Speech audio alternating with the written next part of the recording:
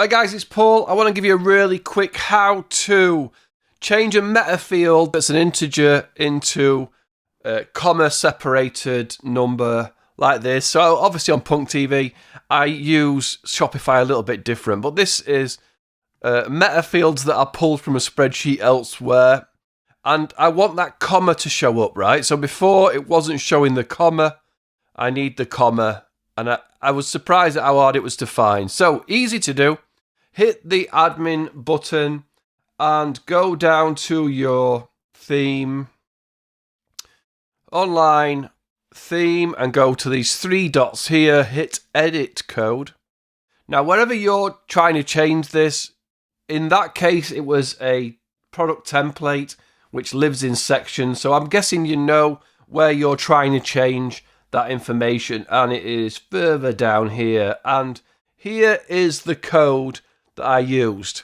Now, there may be an easier way to do it, but I'm damned if I could find it. So if we go for this subscriber option here, and I'll put it back. So this is what you'll probably have, right?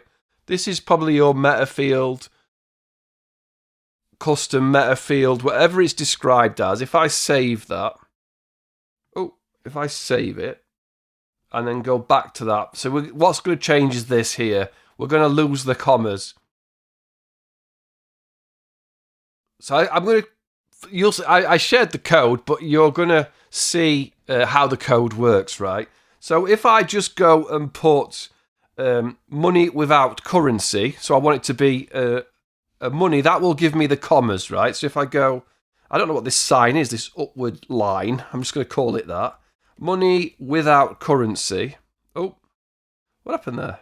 Money without currency, and save it. Obviously, I'm going to get the commas, but I will get, what it'll also do is it will take the last two digits and turn it into currency. So all of a sudden my 7.3 million's turned into 73,000. Or 7.3 million? So I've lost two characters and gained the decimal, which is why I use the times 1000 in front. I don't know if it has to be in front or behind. Times colon 100.0. So that will give me back my original number. I might have done that a bit too quick. Yeah, so now I'm back to 7.5 million, and then the remove code at the end of it just drops that. So remove colon that's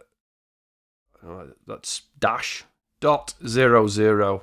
Save it, and that will remove the trailing dots at the end. Obviously, if you want the currency, you can change this. If you want currency to show, you can just put money. I think it's just money, right? Is it just money? And it will show with currency. But whatever your stored default is, I might have. Let's have a go at money. Money without currency, money without... So sometimes you think, I'll put this money without trailing zeros, but that didn't seem to work. But if I just put money, maybe I didn't... It